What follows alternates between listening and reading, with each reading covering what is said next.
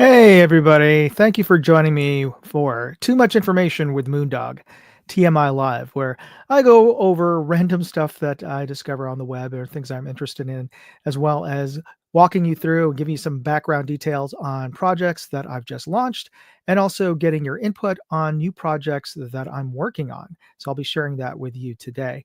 So let's get started here. And let me share with you. For those of you who are joining us early, and I do appreciate for everybody who shows up early, I'm going to put up on stage here hashtag Night Force, NIGHTFORCE. If you type that in, for those of you who joined early in this live stream, you'll get a chance to win a Night Force swag pack. This is a little promotional swag pack that they gave out at SHOT Show at the Night Force booth. And if you don't know who Night Force is, you should. They are probably one of the more premium scope brands out there. They are one of the main suppliers that are scope manufacturers that a lot of special forces, U.S. Special Forces, and soldiers choose for their personal weapons.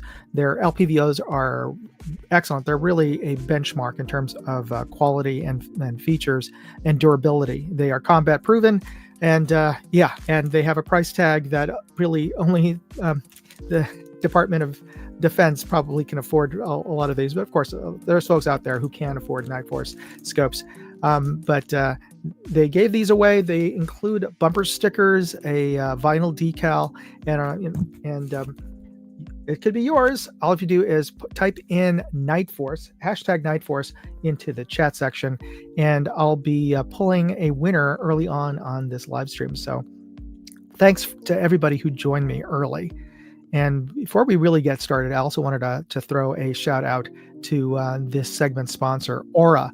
And they are an online security service that I use, cybersecurity. And one of the coolest features that they have is they have an automatic data broker removal service. And if you don't know, data brokers are these companies online that buy and sell our personal information.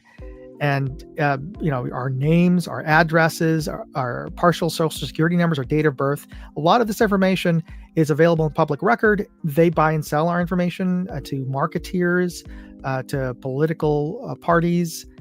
So if you've gotten a lot of robocalls, it's probably because your information is being shared online with political election committees.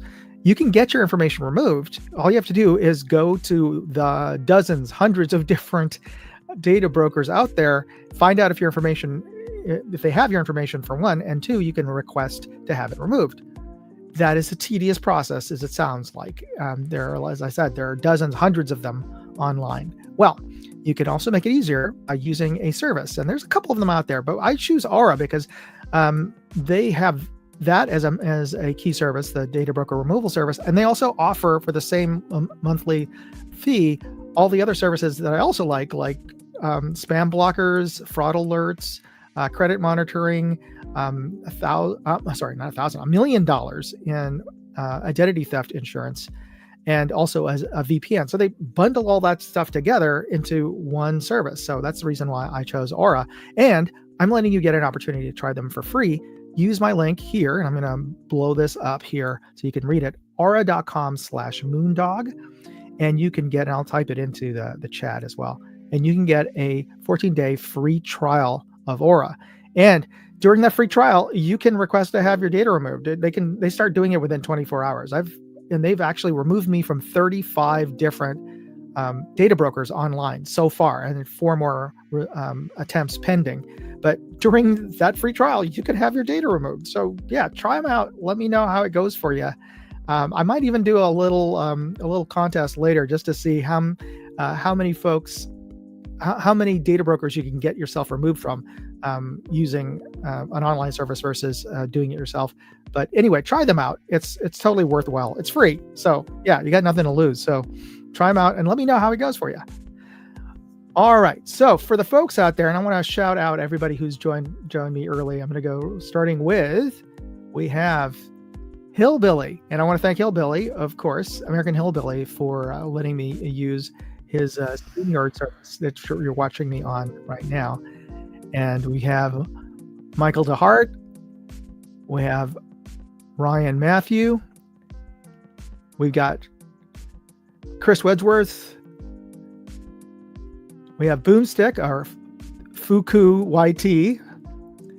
I'll let you figure out what Fuku YT stands for. But I want to thank everybody for and Abigail. Thank you for joining us, Abigail.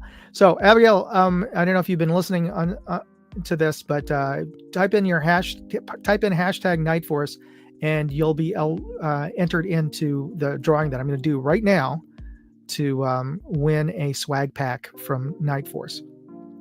All right, so let me share this StreamYard tool, and hopefully I'm choosing the right screen here, but you tell me if I picked the wrong screen. Okay, there, good. It is there. So we have four folks who entered. I'll give you guys like 5 more seconds, and then I will press the draw button. And for anybody who wants to get the Nightforce swag pack. All right. Oh, 5. Okay. 4, 3, 2. Oh, well, somebody got it in just at the last minute. Great, good for you. All right. I'm going to draw it starting and now.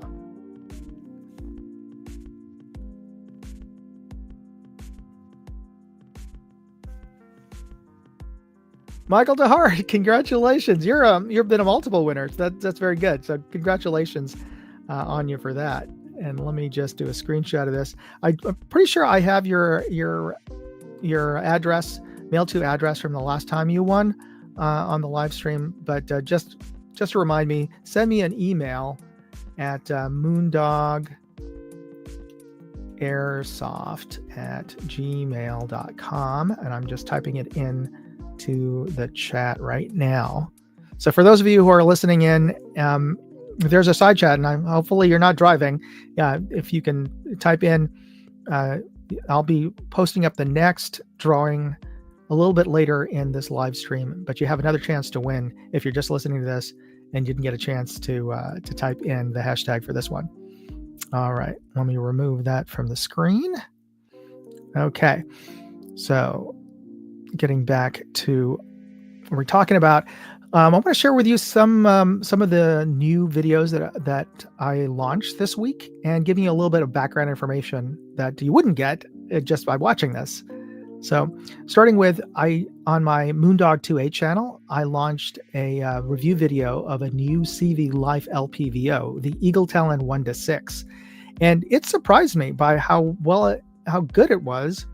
And certainly it's a budget LPVO. I'm not going to mince words here. It's not as good as, well, like the winner of the swag pack. It's not as good as a Nightforce or a Vortex or an Athlon LPVO, but it is pretty darn good. And CV Life is really, I'll be straight up, it's known for making really budget gear in terms of accessories and even optics and red dots. Very basic kind of stuff that I say it's fair. It's functional. And I'll be honest, I've bought CV Life products, certainly, and especially when I first got back into firearms.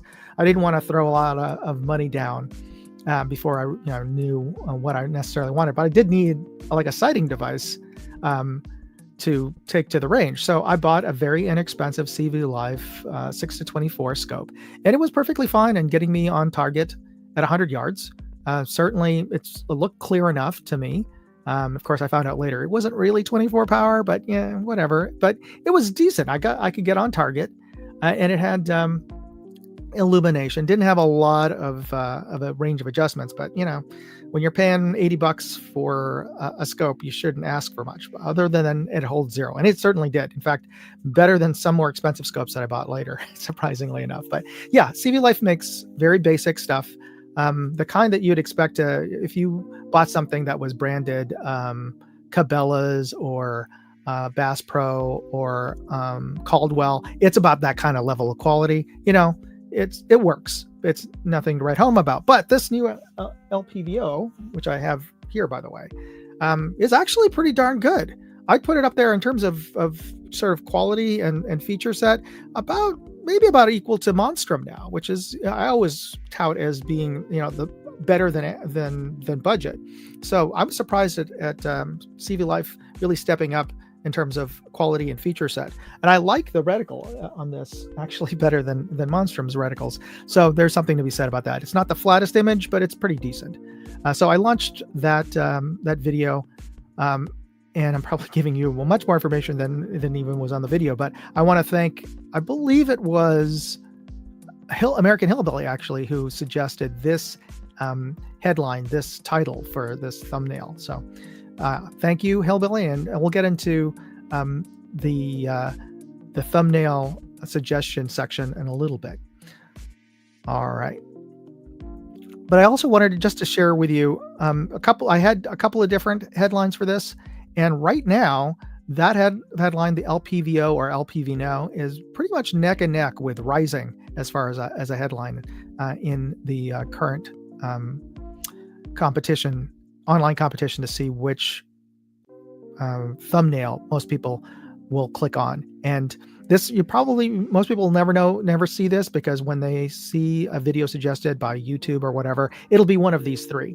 So it'll either be Rising, it'll either be Eagles Are Not Just for Golf, or LPVO or LPV No.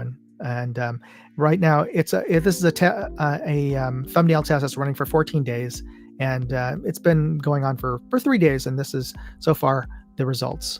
So Rising is right up there with LPV No. And this is the reticle that I was mentioning, by the way, that I liked. It's pretty much a copy of the Trigicon reticle, pretty close. It's got a horseshoe or donut of death with a chevron at the very top of a BDC ladder underneath it. Very simple, and it's thin enough that you can see smaller objects further away if you need to, with that very fine BDC letter and the chevron. The chevron could be just a little bit longer. I say bigger, but I don't mean thicker. I mean just the arms of that chevron could be a little bit longer, just so it's a little more visible when you're using the illumination. Because when you do pump up the illumination to its brightest in a daylight bright situation, that chevron just blooms out and it just becomes this blob. So having it a little bit longer in the arms would probably help with that. And as Ryan pointed out here, for my SHTF rifle, I will definitely spend more. Agreed. Absolutely agreed. For a life and death, even a home defense situation, I'm willing to pay a bit more than CV Life. But, if for range and practice, I would rather, this is perfectly fine. And I would rather spend the money I save on more ammo or training.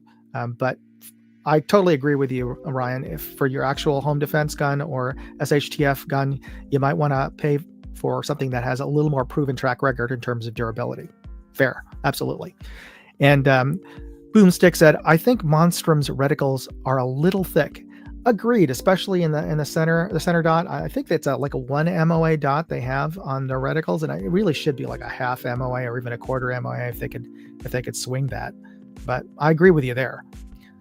So the reticle on the CV Life actually pretty good, and surprisingly, it is daylight bright. All right, so the next video that I launched that I wanted to tell you about was launched on my Moondog Reviews channel. It's for these 511 tactical pants, and these are their most premium pants. They were designed with the input of law enforcement SWAT teams, and that's why I went with the headline, made for SWAT, not sweat, because they've got some really innovative venting holes, venting slits in the pants. They're hidden but very, very useful. And these are pretty heavyweight pants too, by the way. They're it feels like you're wearing armored pants in terms of the amount of extra weight, but that's all in fabric as well as knee pads. So they're really nice pants. And I got to test them for a couple of weeks. Actually, technically I've been testing them for a couple of months, but I haven't been wearing them all that often. But for the last 2 weeks before I did the review video, I wore them almost practically every other day and every time I went to the range. So I got to really spend some time with them, and they are good pants.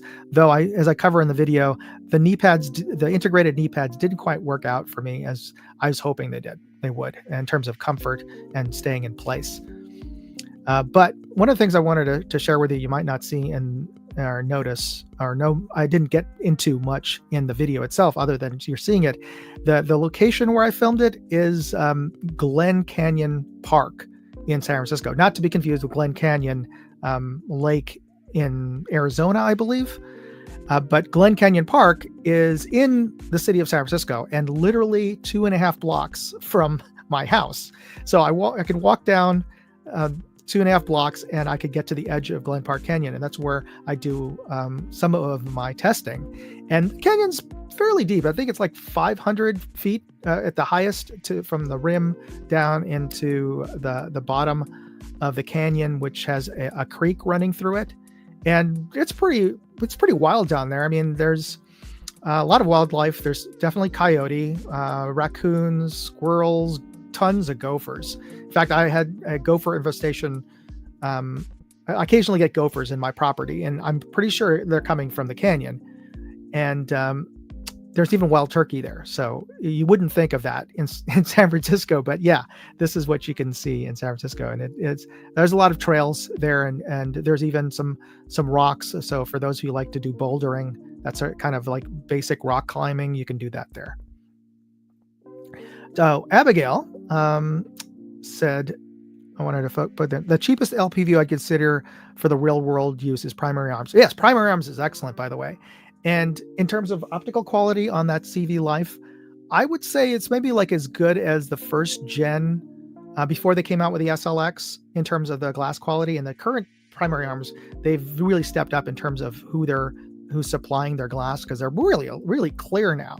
But the first gen, when they first came out with the ACSS reticle, the glass really wasn't that good. It was decent, but it certainly wasn't all that flat. There's a lot of a little bit of distortion around the as you move it around. So I would say the CV Life is kind of like an early primary arms from maybe about 6 to 10 years ago. So yeah, if it was good enough for you 6 years ago, you might want to consider this as a backup. So yeah, fair enough. And Ryan answered there. Abigail, I would like to see Moondog review more of their stuff. And yeah, I will definitely review more CV Life stuff as I get it. They've offered to let me test out one of their new red dots. And I've reviewed a couple of their newer red dots, and that too, they've also stepped up in quality. They also do look much more like direct knockoffs of Sig Romeo. So maybe that's a good thing or a bad thing. We'll see. All right. So concerning Glen Park Canyon, at the bottom of the canyon, there is one other notable thing is it is the site of the first dynamite factory in America. It's no longer there, but that was the first dynamite factory was located in Glen Park Canyon. So, a correction there from Ryan. He would like to see me review primary arms, not CV Life. Okay, fair enough. I am working on a review of the primary arms SLX, so that is coming up. And in a past live stream, I did ask for some suggestions for a headline for the SLX, and you're still welcome to send me any headline for the SLX that you can think of. All right. Okay, so moving on. So the final video I'd like to talk about is the Sun to Fog video that I posted up in my Moondog Go channel.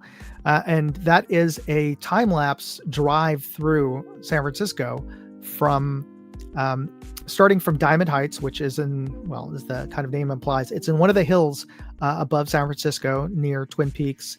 It's the area between Twin Peaks and Mount Davidson, which I do a lot of my use for my reference in my videos for the scopes, because Mount Davidson is the tallest peak in San Francisco. And Diamond Heights is in the hill or the ridge between those two peaks or those two hills. And I drove from all the way from Diamond Heights down into towards downtown San Francisco and back. And in that 30 to 45-minute drive, the fog came in. So you could see dramatically, it's starting off in sunny conditions. I drove down into the downtown Japantown, edge of downtown area of San Francisco, and then back. And by the time I got back, it looked like this with the fog coming in.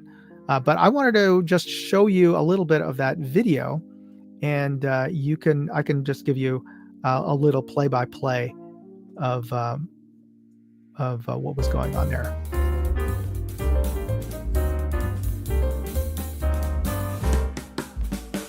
So this is Noe Valley, just coming down from Diamond Heights, and this brings you into Eureka Valley, and Eureka Valley is where most of the Castro, which is the historic gay community that is the sort of the heart of the gay community in San Francisco, of course, but historically, and then we drive into Du Bois Triangle, which is the triangle around Du Bois Park and Alamo Square. And Painted Ladies, this is a reference to the 90s TV show or the 80s sitcom Full House. That was located at Alamo Square. And here we are at the edge of Japantown. Again, historic location for the Japanese community in San Francisco. And then as we turn back, you can already start seeing the fog rolling in. And this is Onza Heights, and this is next to the University of San Francisco. Get a bit of traffic here.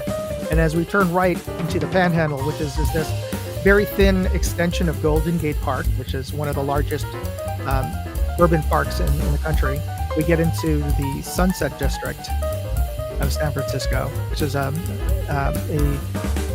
older community in a really good, lots of restaurants, transitioning kind of part of town.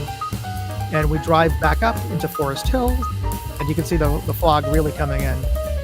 And that leads us into Midtown Terrace and essentially where we started here in Diamond Heights, but now we're driving in the opposite direction. So as you saw there, in the span of like 2 minutes, that was really about a 30 to 40-minute drive. We experienced from sun into fog. So that's San Francisco for you. All right. So as I was mentioning, I want to get your ideas on a thumbnail. Well, I'm working on a review right now of an Arkin EP5, and this is the new 7 to 35 model of the Arkin EP5. And so it's now, I believe, and you can correct me here, it is the highest power Arkin scope now. And the headline that I'm working on, or at least that I've landed with so far, is more power or more problems. And I'm trying to see, I want to see if you have any suggestions for that. And I've got 2 good photos that I think I'm going to be using for my thumbnail. You can tell me if you prefer A, which is the top left, or B, the bottom right, or you can say top or bottom. And if you have any thoughts as to what would be a good headline for the Arkin EP5. And I'll let you guys, I'm going to take a little sip of my tea, and I'll let you guys type in something in the chat.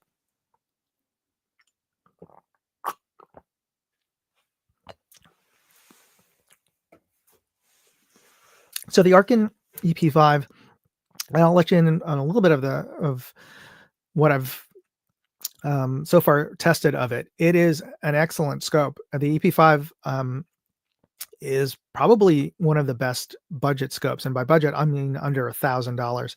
It the glass quality is right up there with scopes that are like $700 to $1,000, even just a little over $1,000 in terms of glass clarity. And I really like the turrets. They track, they're right on, and the reticle is one of the ones I am quite happy, but one of my favorite in terms of the overall design. So here's a suggestion from Hillbilly A, or the top one, looking strong. Thanks for that suggestion.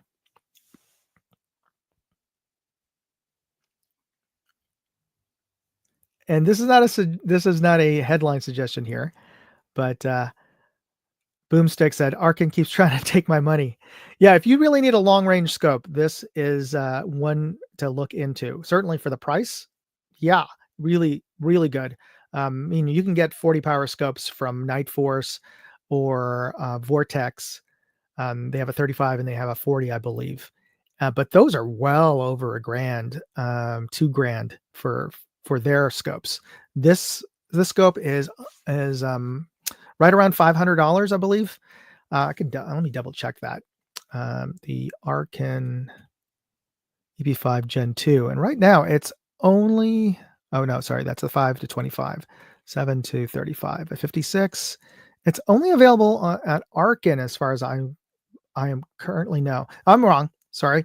It is on Arkin's website. It's 7.99, which is still a reasonable price for a scope, in my opinion. For what you're getting, it's still you know much less than I would expect to pay for that kind of scope. And Ryan here pointed out, I wish they came out. Yeah, you know what? I'd agree with you there for because a lot of bench rest shooters would be interested in this scope, bench rest or F class shooters, and for them, they really don't want a first focal plane because they want to have the consistency, a nice thin reticle all the way through the magnification range, and not have it grow and get thicker. And the other thing is, you really don't need as much of that Christmas tree. It's a bit of a clutter, especially when you're zooming in. And you're for bench rest and F class shooters, they would prefer a second focal plane scope, understandably. Oh, and Ryan pointed out that actually the Black Friday sale on their website, this is going down to 600. So wow, okay. Thank you for pointing that out to everybody. That's good. Also want to give a shout out to Ultimate Arms. Hey, thanks for joining us from Canada. Much appreciated. How are things up there? Has the snow come down already? This time of year, probably depending. I forget if you're in Alberta. Let me know in the chat there. I forget which province you're in. But thanks for joining us all the way from Canada. All right. So the question that we had here was, what is a good headline for this thumbnail? And you can choose either the top or the bottom photo for your suggestion. And Ultimate Arms responded back, Ontario cold, but no snow yet. That's good.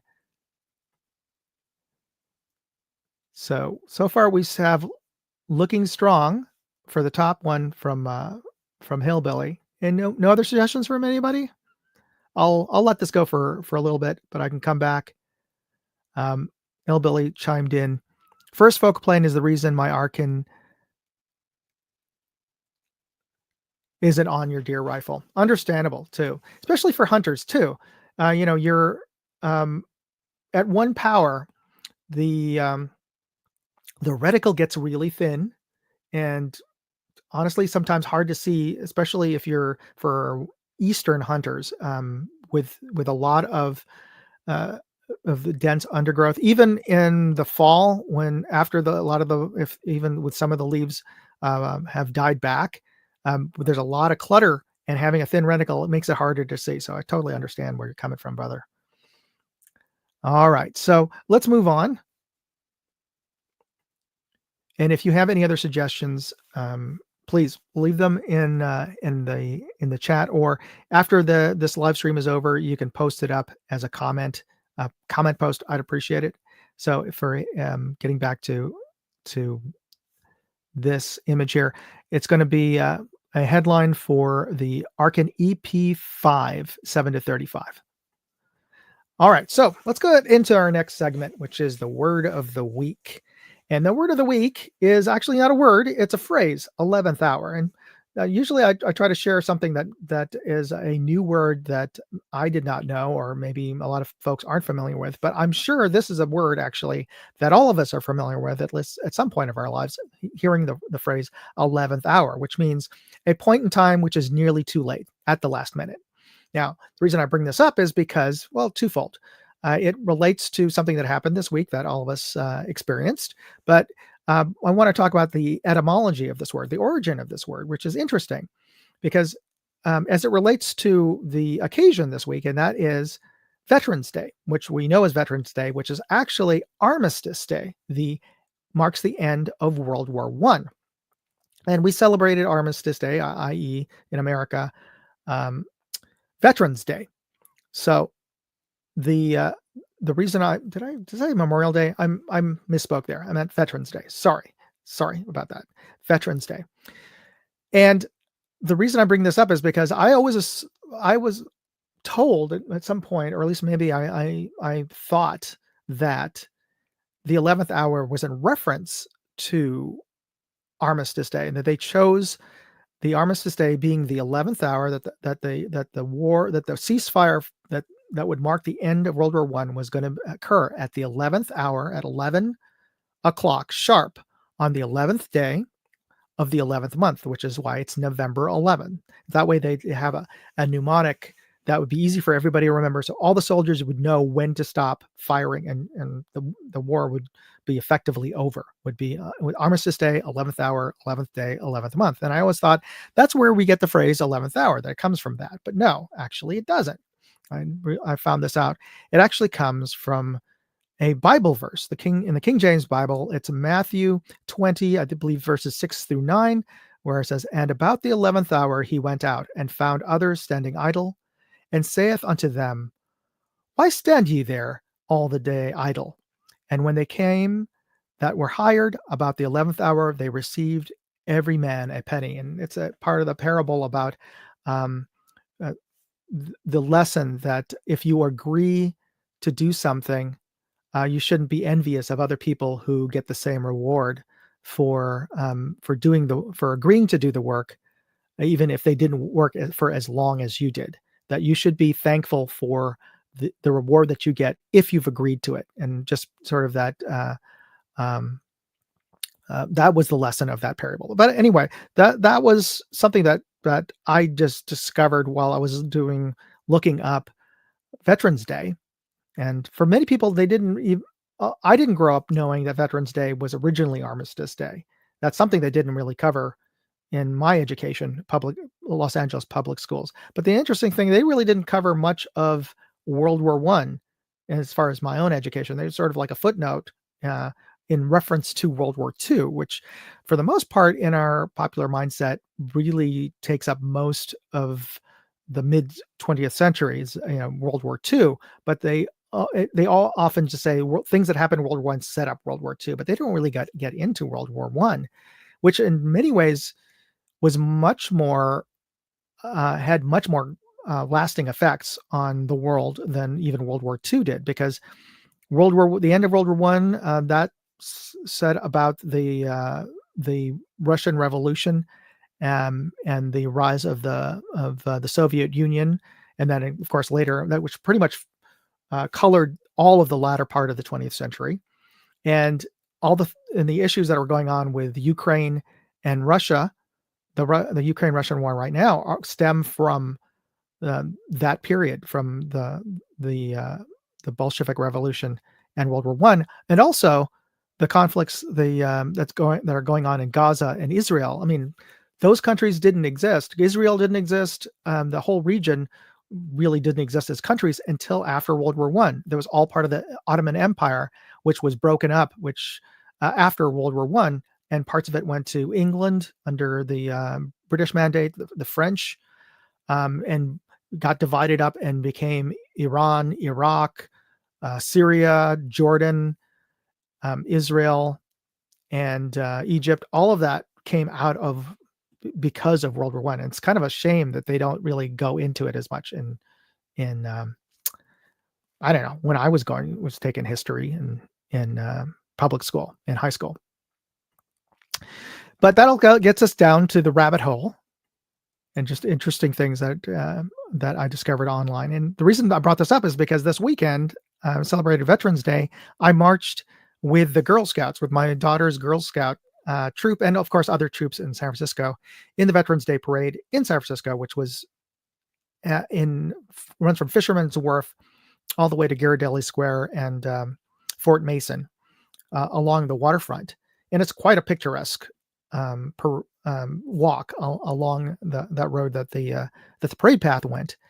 And it's something that my daughter and my wife, who's the leader of the troop, really enjoy. Every year they like to go and march in the parade, and they always ask me to join them as well, because my having been a Boy Scout and also in marching band and junior RTC, I got a very I'm very experienced in marching and formation. And that's something apparently most of the Girl Scout troop leaders don't have a lot of experience in. So I was able to just quickly train the girls on how to at least understand when to start marching and which foot to start with. So that's always helpful.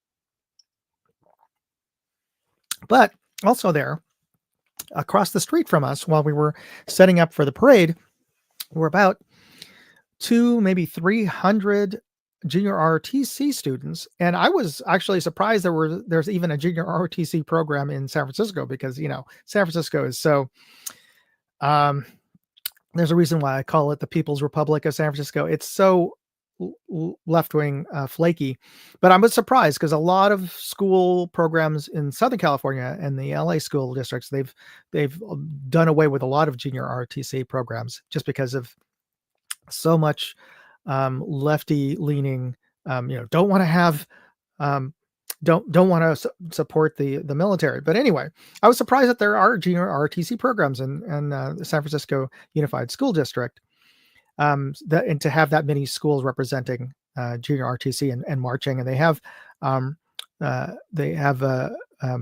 their drill teams there. But here's the sad thing. So of course it's San Francisco. The drill teams can't actually do the rifle drills with the rifles. They're not allowed to even have, even blue rifles or, obviously non-functioning rifles. They have to use flags. So yeah, that's one thing I was just kind of noting while I was watching them practice their drills. Yeah, they have to use flags. Yeah. All right. So let's move on to the topic that forms the thumbnail for this particular episode. And I wanted to talk about AI influencers. And this is actually an extension of a topic from last week, deepfakes, which I'm using here as an example. Fake Ortega, or The Same Wednesday, but this is a YouTube personality or TikTok personality called Fake Ortega, and she also appears with other deepfake celebrities. In this case, a fake Leonardo DiCaprio and a fake. Why am I blanking on her name? From Barbie, Margot Robbie, and these aren't the real celebrities. They've somehow CGI'd, superimposed these celebrity faces onto these these actors who are pretending to be these fake celebrities. But that's just using CGI and AI technology nowadays. It is frighteningly good. But this also relates back to an earlier live stream I had where I mentioned a virtual celebrity or virtual performer in Japan called Hatsune Miku, which is this virtual anime character that performs in live concerts in Japan, well, also around the world. But she started off in Japan, Hatsune Miku, and so they project her in this sort of like 3D hologram on stage, and people go to her concerts. So I thought that was wild. But this leads into nowadays, and why I say that AI is coming for my job. Here is another influencer, and you can look her up, Imma, IMMA, on TikTok, on Instagram. She has about 1 million followers, or maybe like 2 or 3 million followers on Instagram. And she just shows, just like a lot of influencers, places she goes, the things she does, people she meets. She's got a cute girl, I'm guessing in her early 20s, pink hair, except she doesn't exist. She's absolutely virtual. I think what they do is similar to the deepfakes.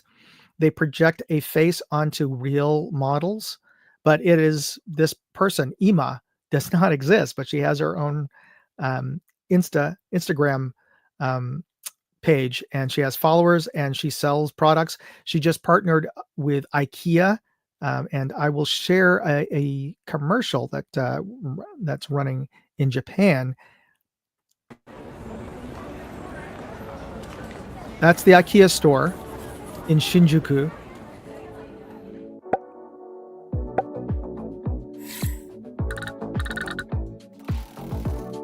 And I'm going to turn off the sound here so I don't get hit with a copyright. But you can see here that she's posted about things that she does. And what they did was they made a room in the window at the IKEA. And you can see here, and Ima is living out her life in her apartment. And she's been posting the things that she does in her apartment. And her apartment is totally furnished by IKEA. And you can see when you go there to Shinjuku, I think what they did here is they must have done maybe a latex mask onto a real actor who's in the room. And you can see people are taking photos of Ima living in her apartment in the window of IKEA. And these are little videos that she posted on her Insta or her TikTok or somewhere. I don't know. But yeah, this is a real life, not real life influencer in Japan. But thing is, she is not the only one. No, this is apparently is a thing on Instagram, and here is the biggest one. And Ima is not even the biggest one. This is the biggest one. Magalu, this virtual character. And if you've never heard of her, I certainly did not. Apparently, she's huge in Brazil, where she's from. There's this brand in Brazil called Magazine Lu, I think. I could be mispronouncing this, but so she's sort of a derivation. She was their virtual spokesperson. Much like the Geico lizard, she is the spokesperson for Magalu.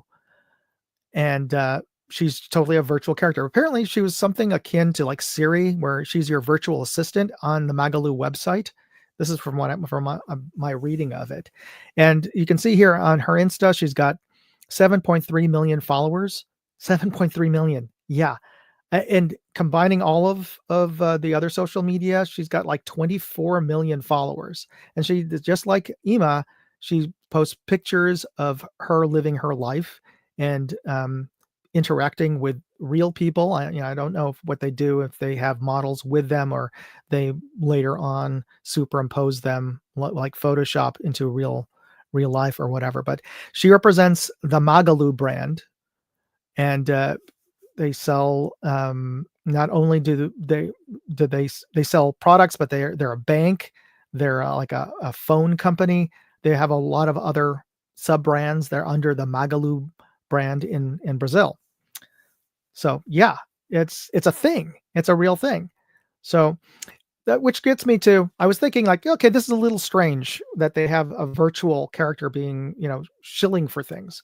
But then again, I was thinking, first I was thinking that will this ever happen here? Or why hasn't this happened here? And then I realized, no, it has. We have virtual characters who are shilling for brands here. It's just that we never started with CGI photorealistic versions of these fictional characters. They've been around forever, but they've often been cartoon characters. Like in this case, Peanuts. Peanuts, from my remembrance, have been the spokespeople for MetLife, Metropolitan Life Insurance. Snoopy. I think they dropped the brand connection somewhere in the early 2000s, but I think the partnership is back on. But yeah, so in a sense, it's not that strange. And as I mentioned, Geico, the Geico gecko. Yeah, so there's another virtual character that really doesn't exist in the real world in any way. But you see in the commercials, the Geico lizard is interacting with real people. So yeah, fake or non-existent virtual spokespeople aren't really new, but they haven't been quite created. It's not quite the same thing in the US yet. It may happen. And certainly that's one of the things that I do. I'm not necessarily shilling for any specific company or anything else there, and I don't necessarily consider myself an influencer, more a reviewer of things, but there's certainly, there's influencers online who are who create entertainment as well as being an influencer, and I can name a couple of them off the top of my head, like Mr. Beast and um, what's his name? Is it John Paul or whatever? And I'm really, as you can see, I'm not much of a follower, but I know my kids are aware of them more than I am. But so it's not, to me, it's not that much of a stretch to go from these real life influencers on Instagram and TikTok and YouTube. Yeah, why not make virtual ones? Because then you don't have to pay them residuals, because the companies are creating them from whole cloth. Question from Michael DeHart. Am I real? Yeah. You don't know. Yeah. So that's the thing, is that um, I would never have thought in my wildest dreams that that people on YouTube, that what I've chosen to do now in terms of creating content for YouTube could be replaced by AI, but maybe it can. Certainly, a lot of things that I didn't think could be replaced by AI, like writing articles about content, or making movies could be created by AI, but they can. So it's just surprising in that respect. And part of it is our own doing. All those captchas where they tell you, like, click on the fire hydrant in the photo. Which of these squares in the grid are the fire hydrant, right? Well, that is actually one of the nefarious, or at least the things they don't tell you about those captchas, is they're actually connected with visual AI programs. By selecting the fire hydrant or select the bus in the photo, all of us using the captchas are teaching the AI to identify what a fire hydrant looks like in a photo. So all this time that we've been using captchas to prove that we're humans, we're training a non-human to act like a human. So that's just a crazy thing. That yeah, it's a strange new world that we're in, and yeah, I just don't know where this is going. But yeah, we'll see. All right, so we are near the top of the hour here, but I wanted to share with you the final giveaway for today. Is going to be a live contest where we are going to be giving away. Let me grab this right here. I'm giving away another Condor bag. This 40th anniversary Condor bag. This is a nice saddle bag. This is in a desert.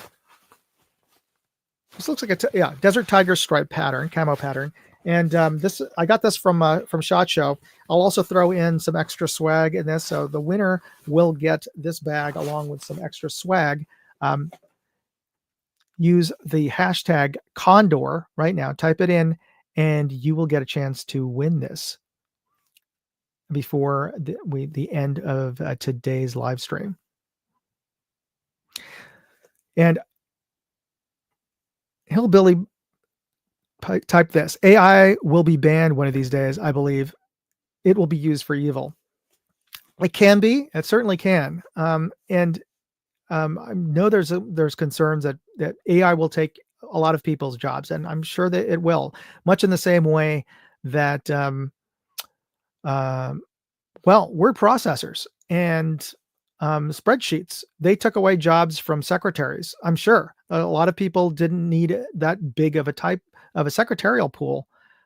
Once you could start editing your documents online, and all those people who you have to hand your correction work to, that at least it took one job away from probably every office, if not a couple. And I know a lot of desktop publishing that we use Canva and designers use desktop design software. That took jobs away from a lot of the hand paste up work, the typesetters who I used to work with. So a good half dozen people in the first advertising agency that I worked at, they were eventually let go, or some of them got retrained on how to use computers and became um, bullpen paste up. They were no longer called paste up, but bullpen designers, production designers. But not all of the half dozen of the guys who I remember from the typesetting department. A lot of them were forced into retirement because of technology, and I'm sure it's going to be the same way with AI. Ryan responded back to Hillbilly, there's no way they can ban it. It's future, unfortunately. Yeah. So the question is, what kind of future? And he responded, AI is the future of everything. You will be paid to sit home eventually. As long as I get paid. Uh, that's, yeah. So is it going to usher in a new age and require everybody to have universal basic income? I don't know. That really, that UBC didn't quite work out in the states that implemented it, and mine included. So we'll see how things shake up. But it's certainly on my near radar now that it wasn't before. It was one of those things that, oh yeah, in the future these things may occur, but the AI and the computer processing was so kludgy that it needed a lot of massaging to work properly, or even halfway properly. But now it's just getting so much better, so much faster than I'd ever dreamed it could. And Michael DeHart said it's need to be strictly regulated or very closely watched. I hate restrictions, but if used for nefarious uses, yeah, as I was mentioning, it's surprising to me that it hasn't been used more for um, for fake news than it has, or maybe it has, and they haven't caught it yet. I don't know, but yeah, it's just surprising that it hasn't yet been widely used as much as I would have expected for creating fake drama of something going on in the real world. Or is it just that there's so much craziness in the real world that they don't need to fake it yet? Yeah, we'll find out. All right, so getting back to the contest, let us see. Everybody got their hashtag in, hashtag Condor. Who wants to win the Condor swag bag? Please do so now. I'm going to be loading up. Let's see, share screen, and I will be spinning it in a minute. So, all right. So we have 4 entries for the Condor giveaway. Last call. So for those of you who are listening to this, if you can, just go into the live chat and type in hashtag Condor, and you'll be eligible to win the giveaway bag. So I'll give you another minute or so to type that in. But I also, in the meantime, I wanted to share a discount. Now, Discovery Optics, I gave away a set of scope rings. I was giving away either a set of scope rings or a scope mount the other week, and I just want to let you know that there's still there's a discount code right now for the 20 MOA mount, and let me just type that in to the live stream right now. So this is the discount code for the mount,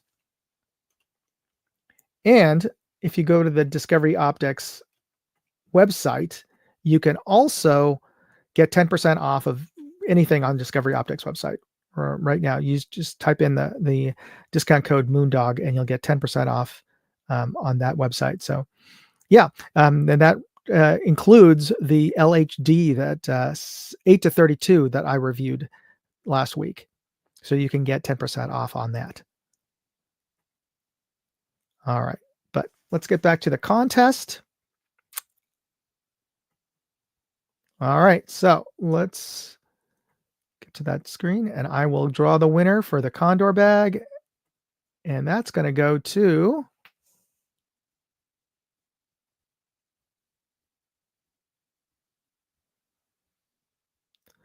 Boomstick, Fuku YT, Fuku YouTube. Congratulations. So Boomstick,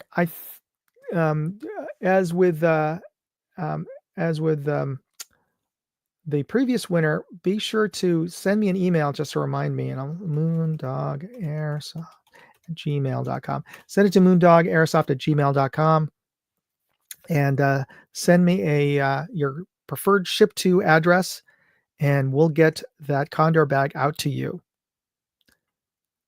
All right. Hey, and by the way, for those of you who have seen my previous live streams, I am using a new camera adapter right now. I'm using the same camera that I use for my videos now for this live stream. Let me know in the comments if you think this camera works better than the camera that's on my laptop, my computer that I've been using for all my live streams before.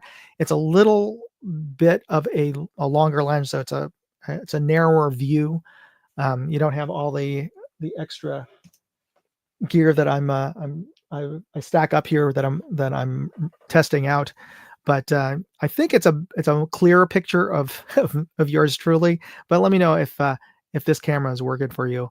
I'm just trying it out. It requires a little bit more wiring to set up, and it's a little more finicky than, of course, my laptop, the integrated camera that's on my computer. But yeah. All right. So before we end tonight's live stream, I wanted to share the contest that I am putting on, that's still going on currently, for the Bayachi tactical vest that is a magnetic quick release vest. And the reason it is a quick release is you can press or squeeze this and the buckles just pop off on this. You see, it's a super fast quick release. And it snaps back in magnetically. And when it snaps in, you can't get this out. So this is a really cool, very innovative vest. It's a plate carrier, so it doesn't have any ballistic protection really but you have to add in your own ceramic or steel AR plates, but you can. And it comes with all the pouches. It's something like 8 different mag pouches, including AR, and 2 pistol pouches, mag pouches, as well as a first aid pouch in the back. And it does have MOLLE around the cummerbund, as well as the chest plate on there. So all of this comes with the package, and you have an opportunity to win it in my online contest. And all you have to do is go to moondogindustries.com. And here's the link, actually. If you want to go directly to win that chest rig, you can go to moondogindustries.com/November-2024 contest. And let me see if I can share that with you on the moondogindustries.com/November 2024 contest. The reason I put this up specifically is because there are 2 contests that are actually going on concurrently as of right now. You can enter in for the Condor Tactical Contest, but you could also enter to win. Oops, let me remove that. You can also enter to win. There's another contest that I have going on currently that's actually going on through this Christmas, and that is to win a CV Life Eagle Talon LPVO that I talked about earlier. So you can get a chance to win this too. Check out the rules at moondogindustries.com/contest, and you can enter to win that contest. That's going to run through through December. But the vest, I'm going to be drawing the winner at the end of this month, actually December 1st or somewhere around there, whichever day comes close to my live stream, or my live stream after December 1st. That's when we're going to pull the winner. So yeah, get a chance to win this tactical vest. All right, so that's it for me today. I want to thank everybody for coming out and joining the live stream, and I congratulate the winners on the Condor saddlebag and swag, as well as the Ninth Force swag kit. Be sure to check out my live at 10 p.m. Eastern on the American Hillbilly Ups channel. So check out that. I don't know if I have. Well, he hasn't set it up, so I don't have a link to that. But check it out on Saturday nights at 10 p.m. Eastern. Look for the Guns, Beer, and Therapy live stream. And if unless I have some other prior duties or engagements with the family, you can usually find me on that as a guest panelist, or at least on the chat, on the side chat. And again, thanks for tuning in this evening, and I want to wish you the very best, and I also want you to be safe out there. All right, God bless. Thanks for watching. Moondog out. Hey, I'd like to know what you thought of this video. Leave me a comment or chat with me on Facebook, Twitter, TikTok, MeWe, Instagram, or Locals. And if you want to see all of my videos, go to moondogindustries.com.